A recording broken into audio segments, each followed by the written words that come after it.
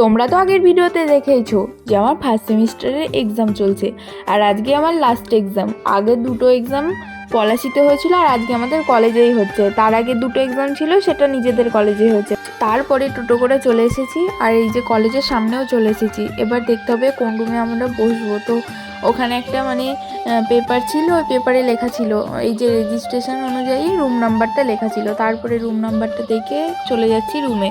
আর আমাদের পরীক্ষা ছিল হচ্ছে 10:30 থেকে, মানে আর কিছুক্ষণ পরেই পরীক্ষাটা শুরু হবে। মোটামুটি সবাই চলে এসেছিলো, আর আমার তো প্রচণ্ড ভয় লাগছিল, যেহেতু সারা বছর পড়িনি, পরীক্ষার আগের দিন পড়ে পরীক্ষা দিতে এসেছি। তো পরীক্ষা দিয়ে দেখা হচ্ছে।